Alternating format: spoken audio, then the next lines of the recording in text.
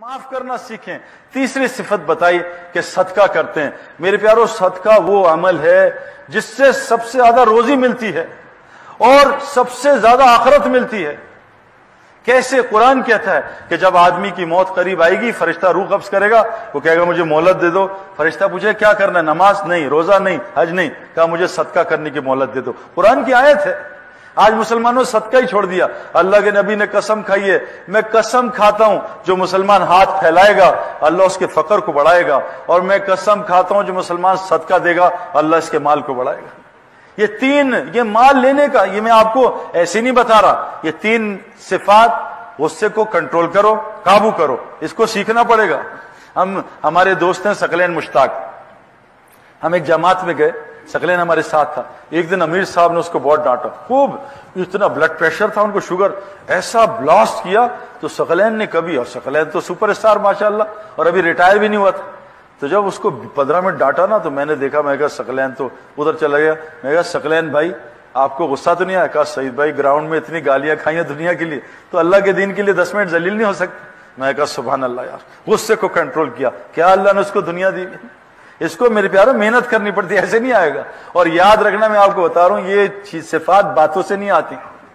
میں ایک کمرے میں آ کے, میں نے آپ کو عرض کیا نا, ایک کمرے میں آ کے ہیلتھ پہ 2 گھنٹے بیان کروں, آپ کو ہیلتھ فوراً نہیں ملے گی. اسی کمرے میں 15 چھینکے مار دوں فلو میں, آپ سب کو فلو لگ جائے گا. یہ صفات لگتی ہیں, ان لوگوں کے ساتھ بیٹھنا پڑے گا جن کو غصہ کا کنٹرول آتا ہے. ایسے نہیں سوئمر کے ساتھ بیٹھیں گے سوئمر بنیں گے, کرکٹر کے ساتھ بیٹھیں گے کرکٹر بنیں گے. تو اپنی صحبت بدلیں, ایسے لوگوں کے ساتھ بیٹھیں جو ٹھنڈے ہیں. ہم تو بیٹھتے ہیں اپنے سے گرمی کھانے والے میں زیادہ میں. تو 3 صفات سورہ آل عمران میں اور 3 صفات سورہ زاریات میں. پہلی صفت کیا ہے؟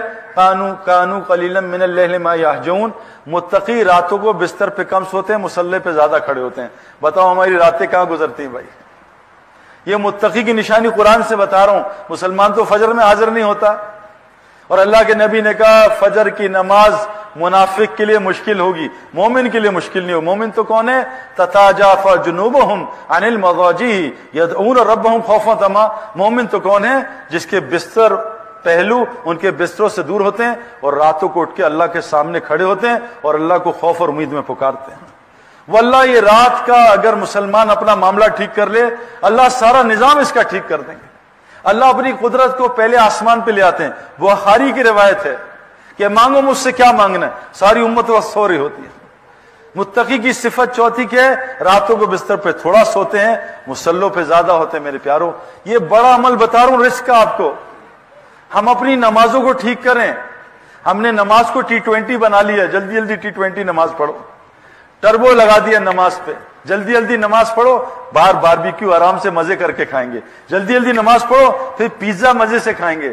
روایت میں جلدی جلدی پیزا کھاؤ پھر آرام سے نماز پڑھو, جلدی جلدی کھانا کھاؤ پھر آرام سے نماز. جو نماز میں جلد بازی کرتا ہے وہ حضرت محمد صلی اللہ علیہ وسلم کی امت میں سے اٹھایا جائے گا. میں آپ کو بتا رہا ہوں نماز بڑا دروازہ رزق کا. میرے پیاروں یہ اشراق کی نماز میں ہماری روزی ہے, چاشت کی نماز میں روزی ہے, تہجد کی نماز میں روزی ہے. اے میرے نبی ہم آپ سے معاش نہیں چاہتے, ہم آپ کو دیں گے. آپ نماز قائم کریں اور اپنے متعلقین کو بھی نماز قائم کریں. نماز قائم کا حکم ہے, نماز پڑھنے کا حکم نہیں ہے. آپ نماز کو سر سے اتارتے ہیں, شکر نماز ختم ہوئی. جو متقی ہوتے ہیں تو نماز توڑنے کا دل نہیں کرتا ان کا. جس کا کنیکشن اللہ سے ہوتا ہے میرے پیاروں, نماز توڑنے کا دل نہیں کرتا, تلاوت چھوڑنے کا دل نہیں کرتا. جیسے آج واٹس ایپ چھوڑنے کو دل نہیں کرتا, ہر 10 منٹ بعد آن لائن واٹس ایپ. ہم قرآن میں روزانہ کتنا آن لائن ہوتے ہیں بھائی, کتنا واٹس ایپ اور کتنا قرآن. اس لیے چوتھا عمل کیا بتایا؟ تہجد پڑھو لمبی. 5واں عمل بتایا آخری جب رات ہوتی نا سحری کا ٹائم, اس وقت استغفار کرتے ہیں. اور استغفار وہ چیز ہے, حدیث میں آتا جو استغفار کو لازم پکڑتا ہے اس کو وہاں سے روزی دوں گا جہاں سے اس کو گمان نہیں ہوتا. اور یہ جو اولاد کا نسخہ استغفار کا ہے, کیا نسخہ ہے؟ 300 دفعہ استغفار کرو, جتنا گناہ کبیرہ چھوڑ دو, اور سورہ نوح کی 10, 11, 12 نمبر آیت کثرت سے پڑھو, اور حضرت زکریا علیہ السلام اور حضرت ابراہیم السلام کی اولاد کی دعائیں 2 پڑھ لو. یہ چند مہینے کر لو بے اولاد کو. ایک آدمی کو میں نے بتایا 17 سال بعد اللہ نے اولاد دی.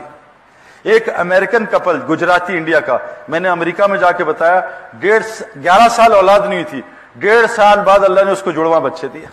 استغفار سے اللہ ہر مسئلہ حل کر دیں گے. تو کہا یہ متقی سحری میں استغفار کرتے ہیں. اور چھٹی چیز پھر بتائی ہر ساحل اور محروم کو عطا کرتے ہیں. اس کے نیچے اللہ نے کہا آیت ان تین عمل کے نیچے بتایا وَفِي السَّمَاءِ رِزْقُكُمْ وَمَا تُوعَدُونَ, تمہارا رزق اعمال کے ساتھ جڑا ہے, اس کے ساتھ نیچے نہیں جڑا. میرے پیارے دوست بزرگوں, دعوت کا کام چھوڑنے کی وجہ سے ہمارا ایمان خراب ہوا اور جہاں رزق ہے وہاں ہمیں نظر نہیں آ رہا. اس کے لیے تبلیغ والے کہہ رہے ہیں بھائی اس دعوت کے کام کو واپس کر لو. میرے پیاروں, گزارش میری آپ سے ہے, ہمارے جو ہم سے سب سے بڑا مسئلہ ہوا, ہم سے دعوت کا کام شیطان نے چھین لیا. جو مسلمان دعوت نہیں دے گا یہ سارا دن نفس اور شیطان اس کو دعوت دے گا. ہم یہ دعوت 3 دن نہ دینا, یہ کوئی سنت نہیں ہے, یہ چلا لگانا کوئی وہ حدیث سے ثابت نہیں ہے. یہ تو مسلمان کو دائی بنانے کی محنت ہے. یہ ایک طریقہ کار ہے کہ مسلمان اس محنت پہ آ جائے. کرکٹ کی پریکٹس کے لیے نہیں ہے, اس لیے تاکہ یہ کرکٹر بن جائے. یہ جو بیان ہے یہ موبائلوں کے لیے نہیں ہے. آج ہمارا بیان موبائلوں میں ہوتا ہے, بیان کا ایک حصہ ہمارے اندر نہیں ہے. ہمارا قرآن موبائل میں, 20 کتابیں حدیث کی موبائل میں, ہمارے جسم میں ایک کتاب بھی نہیں ہے. میرے پیاروں, بعض لوگ ریکارڈنگ دبا کے سو جاتے ہیں بیان میں, زندگی بھر کبھی بیان نہیں سنتے موبائل کا. بیان یہ بات ہمارے لیے, اس کے لیے جو گزارش ہو رہی ہے آپ سے, ہر مسلمان دائی بن جائے. حضرت محمد صلی اللہ علیہ وسلم کی اتباع, آپ علیہ السلام دن میں مدثر تھے اور رات میں مزمل تھے. دن میں مجنون کی طرح لوگوں کو دعوت دیتے تھے. حدیث میں آتا ہے ایمان کی تجدید کرو. کہا ایمان کی تجدید کیسے کریں؟ کہا لا الہ الا اللہ کہا کرو. ہم صرف پڑھنے میں لگ گئے. پڑھنا الگ محنت ہے. جو لا الہ الا اللہ کا ذکر تنہائی میں نہیں کرے گا اس کی دعوت میں اللہ جان نہیں رکھیں گے. جو تنہائی میں دعا تلاوت نہیں کرے گا اس کی دعوت پھوکی ہوگی. لیکن حکم ہے ایمان کی تجدید کرو, لا الہ الا اللہ کو کثرت سے بولا کرو. میرے پیارو, آج ہم نے کلمے کو بولنا چھوڑ دیا, کلمے کی دعوت چھن گئی. یہ اتنا بڑا عمل ہے. قرآن کہہ رہا ہے وَمَنْ أَحْسَنُ قَوْلًا مِّمَّنْ دَعَا إِلَى اللَّهِ, سب سے آسان عمل لوگوں کو اللہ کی طرف بلانا ہے. اللہ فرما رہے ہیں وَاللَّهُ يَدْعُو إِلَى دَارِ السَّلَامِ, اللہ کہہ رہے ہیں میں بھی دائی ہوں. وَاللَّهُ يَدْعُو إِلَى الْجَنَّةِ وَالْمَغْفِرَةِ, اللہ جنت اور مغفرت کی دعوت دے رہے ہیں. تمام انبیاء دائی تھے, یہ امت بھی دائی ہے. آج امت نے دعوت کا کام چھوڑا. حضور صلی اللہ علیہ وسلم فرمایا جب میری امت دعوت کا کام چھوڑے گی اللہ ان پہ ظالموں کو مسلط کرے گا, ان کی دعاؤں کو قبول نہیں کرے گا. دشمن کے خلاف مدد مانگیں گے, میں ان کی مدد نہیں کروں گا. قرآن وحی ہے برکت, میں ان کو قرآن وحی کی برکت سے محروم کر دوں گا. آج مسلمانوں کو قرآن سے کوئی فائدہ نہیں ہو رہا. قرآن میں شفا ہے, کس مسلمان کو قرآن سے شفا مل رہی ہے؟ سورہ فاتحہ میں شفا ہے, کتنے مسلمانوں کو شفا سورہ فاتحہ سے ملتی ہے؟ زیتون میں, انجیر میں اور شہد میں شفا ہے, کتنے مسلمانوں کو اس سے شفا مل رہی ہے؟ پوری دنیا کے مسلمان دوائیوں میں غرق ہوئے ہیں میرے پیاروں. لیکن شفا کس کے لیے؟ مومن کے لیے.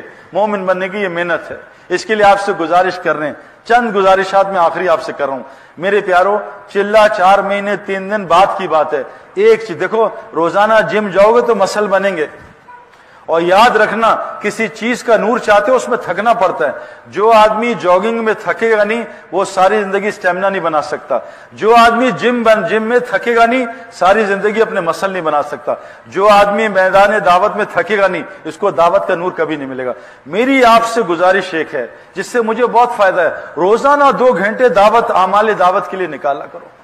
روزانہ 2 گھنٹے اللہ کو بولا کرو, فرشتوں کو بولا کرو, آخرت کو بولا کرو, قیامت کے 50,000 سال کے دن کو بولا کرو. آج ہمارا ڈسکشن کیا ہوتا ہے؟ کل کیا ہوگا, پرسوں کیا ہوگا, ڈگری کے بعد کیا ہوگا, ماسٹرز کے بعد کیا ہوگا, شادی کے بعد کیا ہوگا, بچے ہوں گے کیا ہوگا, اور بھائی مرنے کے بعد کیا ہوگا. ابھی ایک خبر آ جائے کہ چائنا یوں کر رہا ہے, امریکہ, مسلمان پریشان ہو جاتے ہیں, اور موت کے بعد کیا ہوگا. اللہ کے نزدیک ساری دنیا مچھر کا پر بھی نہیں. جب اللہ حساب کتاب لیں گے میرا کہ بتا دنیا میں تجھے بھیجا کیوں تھا. ایک آدمی نے موٹر سائیکل ادھر سے نکلا, ادھر نکلا, ادھر, بھائی کہاں جا رہے ہو؟ کوئی پتہ نہیں, بس ایسے ہی چلا رہا ہوں. وہ کہ تمہارا جا کر رہے ہو, ہمیں مقصد ہی نہیں پتا کیوں آئے. میری ایک گزارش ہے, بہت آسان کام ہے, 2 گھنٹے دن میں نکال لو کہ میں 2 گھنٹے دن میں دائی بنوں گا, اللہ کی طرف لوگوں کو بلاؤں گا. 2 گھنٹے, اور 1 گھنٹہ رات کا نکال لو کہ رات کو اللہ 1 گھنٹے تجھ سے بات کروں گا. 3 گھنٹے دین کو دے دو, 21 گھنٹے دنیا کا کام کرو. اللہ آپ کی دنیا جنت کی دنیا بنا دے گا. ایمان سے جنت کی ساری نعمتیں, عزت, محبت, سکون, چین, بے اطمینان, بے خوف زندگی اللہ دنیا میں دے گا. یہاں ایپیٹائزر ہے, وہاں مین کورس ہے. اس کے لیے شرط ہے ہم دائی بن جائیں. اگر دائی نہ بنے میرے پیارو, اللہ تعالیٰ عذاب فوراً نہیں بھیجتے. جیسے ڈاکٹر کڑوی گولی سے شروع کرتا ہے اور پھر میٹھی گولی، پھر کڑوی گولی، پھر وہ ڈرپیں لگاتا ہے، پھر آپریشن کرتا ہے، اللہ کا بھی یہی نظام ہے۔ تو آج جو مسلمانوں پہ حالات آئے ہیں، کڑوی گولیاں شروع ہو گئی ہیں، اب پھر آپریشن بھی ہے، اس آپریشن سے بچنے کے لیے اس کام کو کرنا ہے۔ نبی اب کوئی نہیں آئے گا، حضرت محمد صلی اللہ علیہ وسلم آخری نبی ہیں۔